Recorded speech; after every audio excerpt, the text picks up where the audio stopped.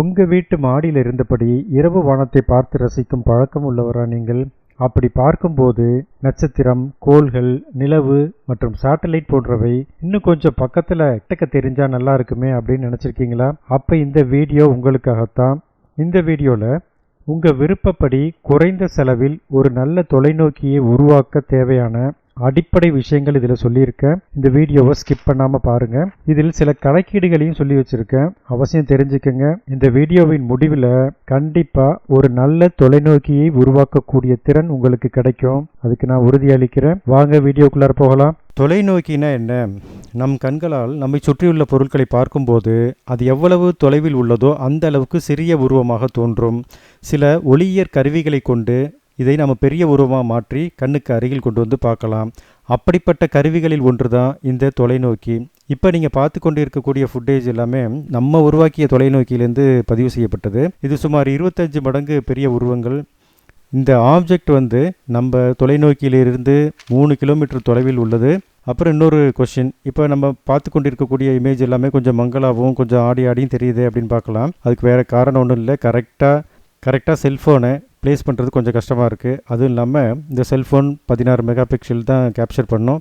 ஆனால் வெறுங்கண்ணால் பார்க்கும் பொழுது இதனுடைய பவர் ரொம்ப நல்லாயிருக்கும். ஏன்னா நம்ம கண்களினுடைய power 576 mega pixel, very powerful camera. இதே நீங்கள் ஒரு ப்ரொஃபஷனல் கேமராவோ அல்லது செமி ப்ரொஃபஷனல் கேமராவையோ வச்சு பதிவு செய்யும் பொழுது ரொம்ப துல்லியமான இமேஜ் கிடைக்கும். இந்த நமது வீடியோவில் தொலைநோக்கி உருவாக்குவதற்கு தேவையான அடிப்படை கட்டமைப்புகள் பற்றியும் இன்னும் பல ட்ரிக்ஸ் அண்ட் டிப்ஸ்களையும் சொல்லியிருக்கேன், ஸ்கிப் பண்ணாமல் பாருங்கள். தொலைநோக்கியின் கட்டமைப்பு பற்றி நாம் கொஞ்சம் தெரிஞ்சுக்குவோம். இப்போ நீங்கள் பார்த்து கொண்டு இருக்கக்கூடியது ஒரு பழைய காலத்து டெலிஸ்கோப். இதில் ஒரு ஐ லென்ஸ் அப்புறம் ஒரு ஆப்ஜெக்ட் லென்ஸ் இருக்கும். இது ரெண்டுத்தையும் இணைக்கக்கூடிய ஒரு மெட்டல் டியூப். இது ஒளி புகாத ஒரு பொருளால் ஆனது. அடுத்தது, நீங்கள் இந்த மாதிரி ஏதாவது 2 லென்ஸை, ஒரு பெரிய லென்ஸையும் ஒரு சின்ன லென்ஸையும், குபி லென்ஸை ஒரு அட்டையை வச்சு சுருட்டி முன்னாடி பின்னாடி வச்சு பார்த்தீங்கன்னா கண்டிப்பாக அது டெலஸ்கோப்பாக வேலை செய்யும். ஆனால் நீங்கள் எதிர்பார்க்கக்கூடிய அளவுக்கு அதுக்கு திறன் இருக்குமா அப்படின்னு கேட்டால் கண்டிப்பாக இருக்காது. அதுக்கு நீங்கள் சில ரகசியங்களை தெரிஞ்சுக்கணும். அது என்ன மாதிரி ரகசியம் அப்படின்னா, முதல்ல லென்ஸ்னால் என்ன, லென்ஸினுடைய அடிப்படை பண்புகள் என்னங்கிறத தெரிஞ்சுக்குவோம்.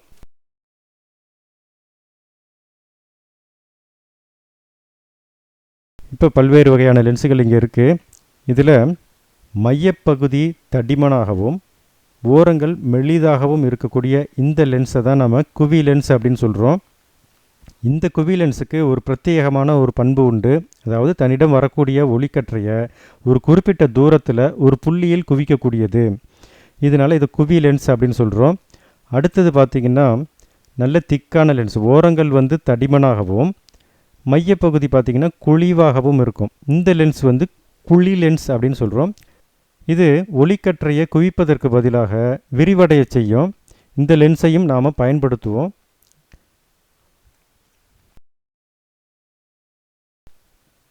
அடுத்தது, இந்த லென்ஸை பார்த்திங்கன்னா ரொம்ப தடிமனாக இருக்கும். கிட்டத்தட்ட ஒரு கோளத்தினுடைய அரை பகுதியாக இருக்கிற மாதிரி இருக்கும். இது குவிக்கக்கூடிய இடம் பார்த்திங்கன்னா அந்த லென்ஸுக்கு ரொம்ப பக்கத்திலே இருக்கும். அடுத்தது, இந்த லென்ஸ் பார்த்திங்கன்னா ஒல்லியாக இருக்குது. எந்த அளவுக்கு ஒல்லியான லென்ஸாக இருக்கோ அந்தளவுக்கு இது குவிக்கக்கூடிய அந்த புள்ளி ரொம்ப தூரத்தில் போய் முடியும். ஸோ இதெல்லாம் எதுக்கு சொல்கிறேன் அப்படின்னா, இது எல்லாவற்றையும் நாம் தொலைநோக்கி உருவாக்கும் போது இது பயன்படுத்துவோம். அதனால் கொஞ்சம் கவனித்து தெரிஞ்சுக்கங்க. நாம் அப்படியே 1610க்கு போவோம். 1610 கலீலியோ கேலி அப்படிங்கிற ஒரு சயின்டிஸ்ட் இருந்தார். இவர் எல்லாருக்கும் தெரிஞ்ச சயின்டிஸ்ட் தான். இவர் தான் முதல்ல தொலைநோக்கி அப்படிங்கிற ஒரு கான்செப்டை கொஞ்சம் பிரபலமாக்குனவர். இன்னும் சொல்லப்போனால் தொலைநோக்கியை உருவாக்குனவர் இவர் தான் அப்படின்னு சொல்லுவாங்க. ஒரு குழி லென்ஸை கண்ணருகு லென்ஸாக வச்சு, அதே போல் ஒரு குவி லென்ஸை பொருளருகு லென்ஸாக வச்சு முதல்ல ஒரு தொலைநோக்கியை உருவாக்குனார். இதில் ஃபீல்ட் ஆஃப் வியூ எப்படி இருக்கும்னு கேட்டிங்கன்னா கொஞ்சம் புவராக தான் இருக்கும். அதாவது அதில் பார்க்கக்கூடிய இமேஜினுடைய அளவு கம்மியாக இருக்கும். ஆனால் நேரான பிம்பம் தெரிஞ்சால் கூட இது அந்த அளவுக்கு இப்போ விரும்பத்தக்கதாக இருக்காது. இருந்தாலும் கலீலியோ காலத்தில் அவர் இதை வச்சு நிறைய கண்டுபிடிப்புகள் பண்ணியிருக்காரு. முக்கியமாக சனி கிரகத்தினுடைய வளையத்தை கூட இதை வச்சு கண்டுபிடிச்சிருக்காருன்னா பார்த்துங்களேன். அடுத்தபடியாக கெப்லர் அப்படிங்கிற சயின்டிஸ்ட் வந்தார்.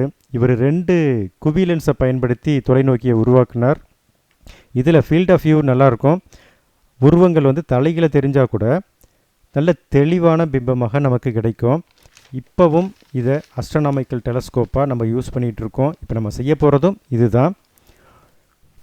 இதுக்கப்புறம் 2 லென்ஸுகளுக்கு பதிலாக இதில் குவி லென்ஸை கண்ணருகு லென்ஸாகவும் குழி ஆடிய பொருளருகு லென்ஸாகவும் பயன்படுத்தி இந்த தொலைநோக்கியை உருவாக்குனார் நியூட்டன் அப்படிங்கிற சயின்டிஸ்ட். நியூட்டன் நம்ம இந்த ஆப்பிள் கதையில் வரக்கூடிய அதே நியூட்டன் தாங்க.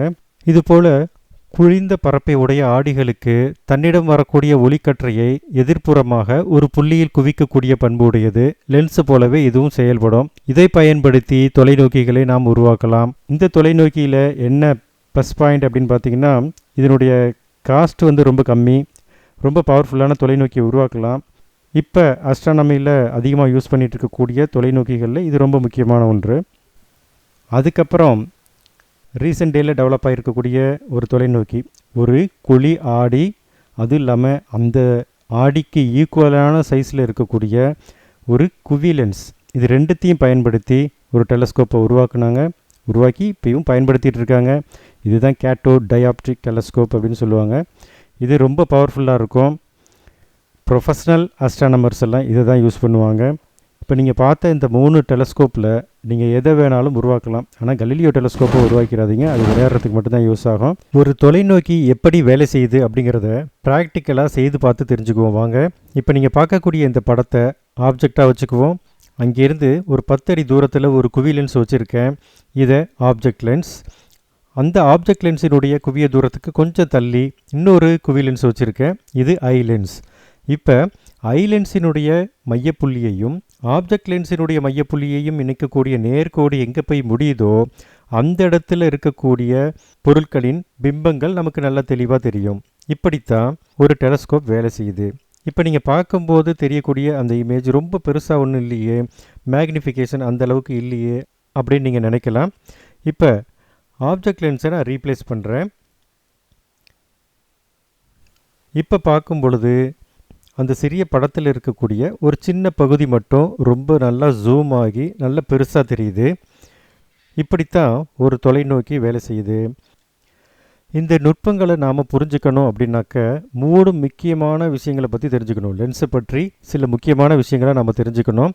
அதில் நம்பர் 1, ஒரு லென்ஸினுடைய குவிய தூரம் அப்படின்னா என்ன, அந்த குவிய தூரத்தை நாம் எப்படி கண்டுபிடிக்கலாம், அதை எங்கெங்கெல்லாம் நாம் பயன்படுத்தலாம். நம்பர் 2, 2 லென்ஸுங்களை பயன்படுத்தும் பொழுது அதனால் ஏற்படக்கூடிய விளைவுகள் எப்படி இருக்கும், அதையும் நாம் எங்கெங்கெல்லாம் பயன்படுத்திக்கலாம். நம்பர் 3, ஒரு தொலைநோக்கியினுடைய திறன் எதை பொறுத்து மாறுபடும், அந்த தொலைநோக்கியினுடைய திறனை மேம்படுத்த நாம் என்னெல்லாம் செய்யலாம். இப்போ இந்த லைட்டை ஆப்ஜெக்டாக வச்சுக்கிறேன். இது ஒரு லென்ஸ். இந்த லென்ஸ்லேருந்து ஒரு குறிப்பிட்ட தூரத்தில் ஒரு ஸ்க்ரீன் வச்சுருக்கேன், ஒரு திரை வச்சுருக்கேன். அந்த திரையில் அந்த லைட்டினுடைய இமேஜ், அதாவது மெய்பிம்பம் கிடைக்கும். இந்த மெய்பிம்பம் தெளிவாகும்படியாக லென்ஸை முன்ன பின்ன நகர்த்தி தெளிவான பிம்பம் வரக்கூடிய ஒரு இடத்த நாம் மார்க் பண்ணி வச்சுக்கணும். இந்த திரைக்கும் லென்ஸுக்கும் இடையில் உள்ள தூரம்தான் அந்த லென்ஸினுடைய குவிய தூரம். இது ஓரலாக நம்ம இந்த மாதிரி கண்டுபிடிச்சிடலாம். இன்னும் துல்லியமாக கண்டுபிடிக்கணும், ரொம்ப டெக்னிக்காக கண்டுபிடிக்கணும் அப்படின்னாக்க திரையில் தெரியக்கூடிய அந்த ஃபார்முலாவை பயன்படுத்திக்கங்க. இப்போ நான் இந்த லென்ஸை சேஞ்ச் பண்ணுறேன். ஏற்கனவே இருந்த லென்ஸை விட கொஞ்சம் தடிமனான லென்ஸை பயன்படுத்துகிறேன். இப்போ பிம்பம் அந்த அளவுக்கு தெளிவாக தெரியல. ஸோ லென்ஸை திரையை நோக்கி நான் நகர்த்துறேன். அப்படி நகர்த்தும் பொழுது ஒரு இடத்துல தெளிவான மெய்பிம்பம் கிடைக்குது. இந்த ஸ்க்ரீனுக்கும் லென்ஸுக்கும் இடையில் உள்ள தூரத்தை அளந்துக்குவோம். இது 10 சென்டிமீட்டர் வருது. இந்த லென்ஸினுடைய குவிய தூரம் 10 சென்டிமீட்டருங்க. அடுத்து 2 குவி லென்ஸுகளை ஒன்றோட ஒன்று தொட்டு கொண்டு இருக்கும்படியாக வச்சுருந்தோம்னாக்க அதனுடைய மொத்த குவிய தூரம் எப்படி இருக்கும் அப்படின்னு பார்க்கலாம். லென்ஸ் 1 மற்றும் லென்ஸ் 2 இவைகளுடைய தனித்தனி குவிய தூரங்களின் தலைகீழிகளின் கூடுதலின் தலைகீழியாக இருக்குங்க. இது ரொம்ப குழப்பதோ. அதாவது 2 குவி லென்ஸை ஒன்றா பயன்படுத்தும் பொழுது அதனுடைய குவிய தூரம் கிட்டத்தட்ட பாதியாக குறைஞ்சிரும். இதை நாம் ஐ லென்ஸ் தயார் பண்ணுறதுக்கு யூஸ் பண்ணிக்கலாம்.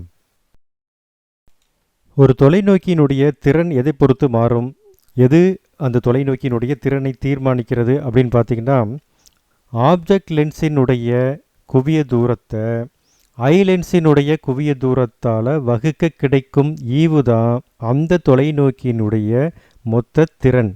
அதாவது 100 சென்டிமீட்டர் ஃபோக்கல் லென்த் இருக்கக்கூடிய ஆப்ஜெக்ட் லென்ஸ் வச்சுருக்கீங்க.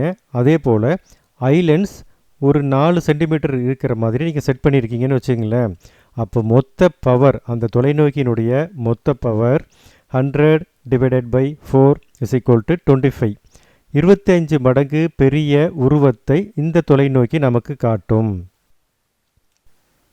இப்படித்தான் ஒரு தொலைநோக்கியினுடைய திறனை நாம் கண்டுபிடிக்க முடியும். அல்லது திறனை நம்ம ஏற்கனவே தீர்மானிச்சுட்டு லென்ஸை நாம் சூஸ் பண்ணிக்கணும். இது கேட்டோ டயாப்ட்ரிக் டெலஸ்கோப்பாக இருந்தாலும் சரி, ரிஃப்ராக்டிங் டெலஸ்கோப்பாக இருந்தாலும் சரி, எல்லாத்துக்கும் இந்த விஷயங்கள் பொருந்தும். ஆனால் நாம் செய்ய போகிறது இதுதான், ரிஃப்ராக்டிங் டெலஸ்கோப். இந்த டெலஸ்கோப்பில் 2 லென்ஸ் அப்படி இல்லைனாக்கா 4 லென்ஸை யூஸ் பண்ணி நம்ம தயார் பண்ணுவோம். இதுக்கு முதல்ல நாம் செய்ய வேண்டிய விஷயம், லென்ஸுகளை தேர்ந்தெடுக்கக்கூடிய ஒரு வழிமுறையை நான் தெரிஞ்சுக்கணும். எந்த அளவுக்கு குவிய தூரம் அதிகமாக இருக்கக்கூடிய ஆப்ஜெக்ட் லென்ஸை சூஸ் பண்ணுறீங்களோ அந்த அளவுக்கு இமேஜ் ரொம்ப பெருசாக தெரியும். அடுத்தது, எந்த அளவுக்கு அந்த லென்ஸினுடைய டயாமீட்டர் இருக்கோ அந்த அளவுக்கு ஆப்ஜெக்டினுடைய டீட்டெயில்ஸ் நல்லாயிருக்கும். டீட்டெயில்ஸ்னால் இப்போ நீங்கள் படத்தை பார்த்துட்ருக்கீங்க இல்லையா, அதை கொஞ்சம் ரீவைண்ட் பண்ணி பார்த்துக்கங்களேன். ஒரு சந்திரனை பார்க்கும் பொழுது ஒரு உருவம் பெருசாக தெரிகிறதுக்கும் அதில் இருக்கக்கூடிய பள்ளம் மேடுகள் தெரிகிறதுக்கும் வித்தியாசம் இருக்கு இல்லையா. அதுதான் இந்த லென்ஸினுடைய பரப்பு எந்த அளவுக்கு அதிகமாகுதோ அந்த அளவுக்கு டீட்டெயில் இருக்கும். ஸோ பிக்கர் அண்ட் ஹையர் அப்படிங்கிற ஃபார்முலாவை நம்ம யூஸ் பண்ணிக்கலாம். இனிமேல் நமக்கு லென்ஸுங்களை தேர்ந்தெடுக்கிறதுல பெரிய சிக்கல் எதுவும் வராது. மார்க்கெட்டில் பார்த்திங்கன்னா நிறைய டைப் ஆஃப் லென்ஸ் கிடைக்கும். இது எல்லாமே சாதாரண லென்ஸு தான், சோடா கிளாஸ்னால் தயார் பண்ண லென்ஸு தான். இதை வச்சே நாம் டெலஸ்கோப்பை உருவாக்க முடியும். இப்போ நீங்கள் பார்த்துட்டு இருக்கக்கூடிய இந்த லென்ஸ் பார்த்திங்கன்னா 3 இன்ச்சு டயாவும் 150 சென்டிமீட்டர் ஃபோக்கல் லென்த்தும் இருக்கக்கூடிய ஒரு குவி லென்ஸ். இந்த லென்ஸை ஆப்ஜெக்ட் லென்ஸாக பயன்படுத்தலாம். இது பார்த்திங்கன்னா ரொம்ப கம்மியான குவிய தூரம் இருக்கக்கூடியது, 25 சென்டிமீட்டர் குவிய தூரம் இருக்கக்கூடிய மேக்னிஃபையிங் கிளாஸ்க்கு யூஸ் ஆகக்கூடிய லென்ஸ். இதை நாம் பயன்படுத்த வேண்டாம்.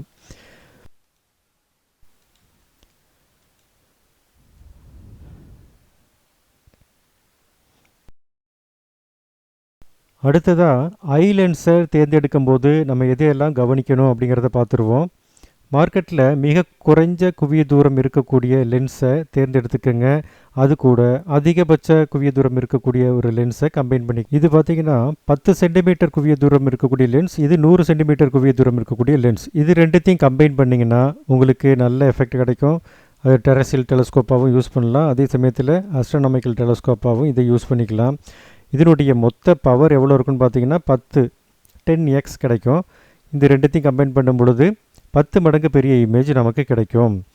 இதுவே இந்த 150 சென்டிமீட்டர் ஃபோக்கல் லென்த் இருக்கக்கூடிய இந்த லென்ஸு கூட நீங்கள் கம்பைன் பண்ணிங்கன்னா உங்களுக்கு 15 மடங்கு பெரிய இமேஜ் கிடைக்கும். ஸோ இப்படி சைஸை அதிகமாக்கிட்டே போகணும். அப்படியே சைஸ் அதிகமாகுது அப்படிங்கிறதுனால இந்த லென்ஸு கூட தயவு செஞ்சு மேட்ச் பண்ணிடாதீங்க. 2.5x மட்டும்தான் இதோட மேக்னிஃபிகேஷன் இருக்கும். நான் ஐ லென்ஸினுடைய பவரை குறைக்கிறேன்னு வச்சுங்களேன், அதாவது ஃபோக்கல் லென்த்தை குறைக்கிறேன் அப்படின்னு வச்சுங்களேன், அப்போ டெலஸ்கோப்பினுடைய பவர் அப்படியே டபுள் ஆகும். உதாரணமாக இந்த ஐ லென்ஸ் 10 சென்டிமீட்டர் ஃபோக்கல் லென்த் இருக்குது. இது கூட இன்னொரு 8 சென்டிமீட்டர் ஃபோக்கல் லென்த் இருக்கக்கூடிய ஒரு லென்ஸை கம்பைன் பண்ணுறேன். ஏற்கனவே நம்ம பார்த்த ஃபார்முலா படி இதனுடைய குவிய தூரம் அப்படியே பாதியாக குறைஞ்சிரும். இப்போ 4 சென்டிமீட்டர் ஃபோக்கல் லென்த் இருக்கக்கூடிய ஐபீஸ் கிடச்சிருது. ஸோ எல்லா காம்பினேஷனும் நீங்களே போட்டு பார்த்துருங்க.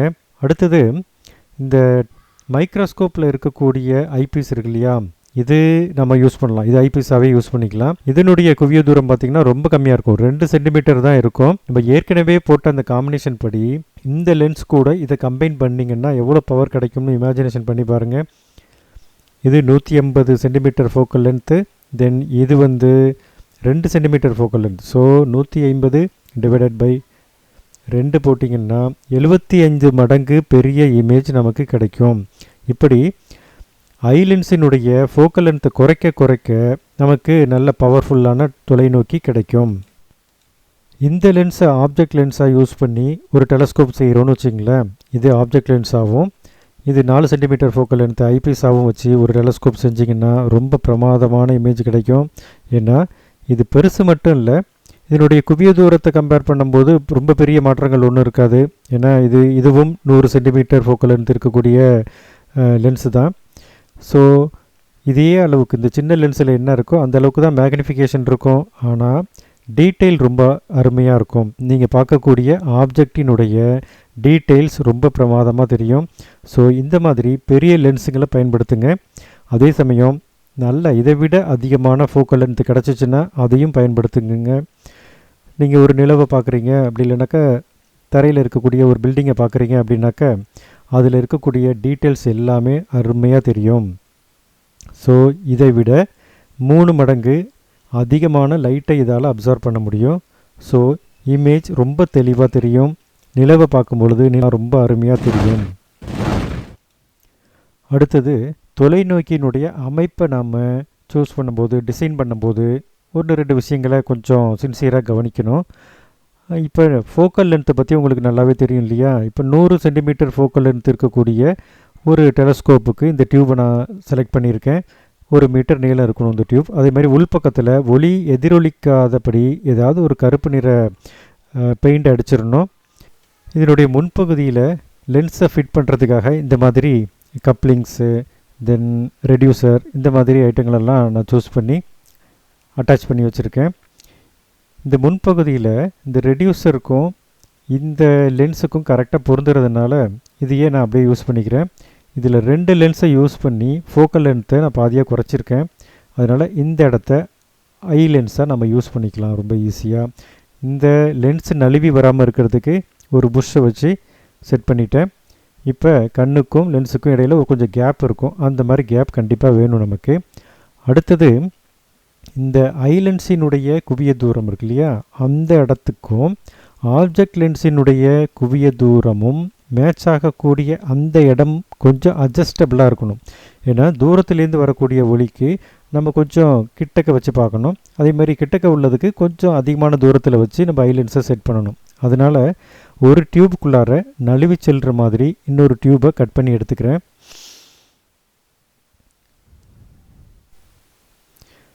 இப்போ இந்த மாதிரி டியூப் வந்து முன்ன பின்ன லைட்டாக அட்ஜஸ்ட் பண்ணிக்கலாம். ஒரு 10 சென்டிமீட்டர் வரைக்கும் நம்ம அட்ஜஸ்ட் பண்ணுற மாதிரி வச்சுக்கணும். ரெண்டாவது இந்த மாதிரி ஐ லென்ஸோட செட்டப்பை அப்படியே வச்சு செட் பண்ணிட்டேன். இப்போ டோட்டலாக நம்மளுடைய தொலைநோக்கிக்கு ஒரு அட்ஜஸ்டரும் ஐ லென்ஸும் கிடச்சிருச்சு. இந்த மாதிரி முன்ன பின்ன நம்ம கொஞ்சம் கொஞ்சம் அட்ஜஸ்ட் பண்ணிக்கலாம். இந்த பக்கத்தில் ஆப்ஜெக்ட் லென்ஸையும் அந்த டியூபையும் செட் பண்ணிட போகிறேன். ஆப்ஜெக்ட் லென்ஸை செட் பண்ணுறதுக்கு இந்த மாதிரி ஒரு ரெடியூசர் யூஸ் பண்ணியிருக்கேன். இதில் 2 இன்ச்சு டயா இருக்கக்கூடிய லென்ஸை போட்டு அது நழுவி வராமல் இருக்கிறதுக்கு ஜஸ்ட்டு ஒரு டியூபை கட் பண்ணி கிளிப்பு மாதிரி யூஸ் பண்ணிட்டேன். இப்போ ஆப்ஜெக்ட் லென்ஸ் செட்டப் ரெடி. இதை கொண்டு போய் ஒரு கப்ளரில் ஜாயின் பண்ணி அந்த கப்ளரை கொண்டு போய் நம்ம டெலஸ்கோப்புக்கு தயார் பண்ணி வச்சுருக்கக்கூடிய டியூபு கூட அட்டாச் பண்ணிக்க வேண்டியது தான். ஸோ நம்ம டெலஸ்கோப்பினுடைய முன்பகுதியும் ரெடி. அடுத்தது ஐபீஸ் பகுதியும் ரெடி. ஐபீஸ், அட்ஜஸ்டர் இது ரெண்டும் சேர்ந்த பகுதியும் ரெடி. இது ரெண்டுத்தையும் சேர்த்து இந்த கப்ளரோட உதவினால் ஜாயின் பண்ணிடுறேன். அவ்வளோதான், டோட்டலாக நம்மளுடைய டெலஸ்கோப் ரெடி ஆகிடுச்சு. இவ்வளோதாங்க டெலஸ்கோப்பை செஞ்சால் மட்டும் பத்தாது, இதுக்கு ஒரு சரியான ஸ்டாண்டை சூஸ் பண்ணணும். அது இல்லைனாக்க நமக்கு சீக்கிரமாகவே டயர்டாகிடும், பார்க்கக்கூடிய அந்த ஆர்வமே குறைஞ்சி போயிடும். இப்போ சாதாரண ட்ரைபாடை இதுக்கு நான் யூஸ் பண்ண போகிறேன். இந்த ட்ரைபாடோட மேல் பகுதியில் இருக்கக்கூடிய இந்த பார்ட்டை கலட்டிட்டு டெலஸ்கோப்போடு வச்சு அட்டாச் பண்ண போகிறேன். இந்த மாதிரி ஒரு டியூப்பை கட் பண்ணி அதில் இந்த அடாப்டரை செட் பண்ணி இந்த அடாப்டரை டெலஸ்கோப்போட பாடி கூட ஜாயின் பண்ணிட்டேன். அவ்வளோதான், நம்மளுடைய டெலஸ்கோப் ரெடி ஆகிடுச்சு. நம்ம டெலஸ்கோப் ரெடி ஆகிடுச்சு. ஃபஸ்ட்டு வியூ நம்ம டெரஸ்ட்ரியல் வியூ பார்க்கலாம்.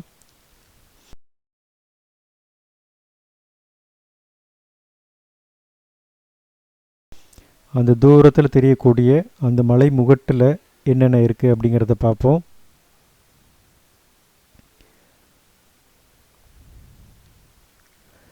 இப்போ நீங்கள் பார்த்துட்டு இருக்கக்கூடிய இந்த இமேஜ் தலைகீழாக தெரியும். நான் லென்ஸ் வந்து சிங்கிள் லென்ஸ் யூஸ் பண்ணியிருக்கேன். ஸோ கிட்டத்தட்ட 12 மடங்கு பெரிய இமேஜ் தெரியுது. இப்போ 25x நான் மாற்றிட்டேன். அதாவது ஐபீஸை மட்டும் சேஞ்ச் பண்ணி நான் கொஞ்சம் பவரை இன்க்ரீஸ் பண்ணியிருக்கேன். இப்போ ஓரளவுக்கு கிட்டக்க தெரியுது பாருங்கள். ஸோ ஐபீஸை சேஞ்ச் பண்ணுறதன் மூலமாகவும் நம்மளால் நல்ல ஒரு தெளிவான கொஞ்சம் க்ளோஸ்அப் வியூவுக்கு போக முடியும். நான் ஏற்கனவே சொன்ன மாதிரி செல்ஃபோனில் ரெக்கார்ட் பண்ணுறது கொஞ்சம் கஷ்டம்தான்.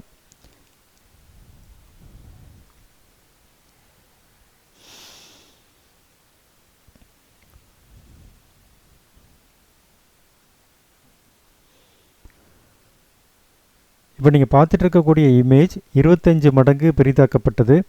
கிட்டத்தட்ட 3 கிலோமீட்டர் தூரத்தில் இருக்கக்கூடிய ஆப்ஜெக்ட் இது. ரொம்ப தெளிவாகவே தெரியுது.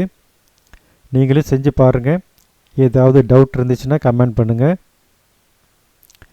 அதுவும் அந்த தூரத்தில் இருக்கக்கூடிய ஒரு 2 கிலோமீட்டர் தூரத்தில் இருக்கக்கூடிய ஒரு பில்டிங், அந்த பில்டிங்கோட டாப்பில் இருக்கக்கூடிய ஒரு ஏரியாவை நான் ஃபோக்கஸ் பண்ண போகிறேன்.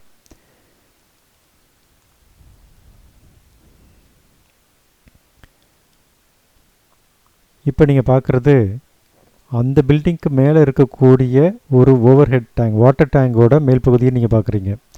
ஸோ இந்த அளவுக்கு நம்மளால் க்ளோஸாக வாட்ச் பண்ண முடியும். ஒரு சாதாரண 100 சென்டிமீட்டர் ஃபோக்கல் லென்த் இருக்கக்கூடிய 2 இன்ச் டயா இருக்கக்கூடிய லென்ஸை யூஸ் பண்ணி, அதே சமயம் ஐபீஸ் ஒரு 4 சென்டிமீட்டர் ஃபோக்கல் லென்த் இருக்கக்கூடிய லென்ஸை வச்சு இந்த அளவுக்கு தெளிவான இமேஜை நம்மளால் பார்க்க முடியும். நீங்கள் கண்களால் பார்க்கும் பொழுது, அதாவது ஐபீஸில் கண்களை வச்சு பார்க்கும் பொழுது உங்களுக்கு இதை விட இன்னும் தெளிவான இமேஜ் கிடைக்கும். ஏற்கனவே நான் சொன்ன மாதிரி நம்ம கண்களுக்கு நல்ல பவர் உண்டு. அது மட்டும் இல்லாமல் இது ஆட்டோ ஃபோக்கஸிங் அப்படிங்கிற ஒரு பிரச்சனை இருக்குது இல்லையா செல்ஃபோனில், அது இஷ்டத்துக்கு ஏதாவது ஒரு பகுதியை தானாக ஃபோக்கஸ் பண்ணிக்கும். நம்ம கண்களில் அந்த மாதிரி பிரச்சனையெல்லாம் இருக்காது. நம்ம இஷ்டத்துக்கு பார்க்கலாம். தொடர்ந்து இந்த மாதிரி நிறைய வீடியோக்கள் வந்துகிட்டே இருக்கும். நம்ம சேனலை சப்ஸ்கிரைப் பண்ணிங்க. வீடியோ பார்த்ததுக்கு ரொம்ப நன்றி.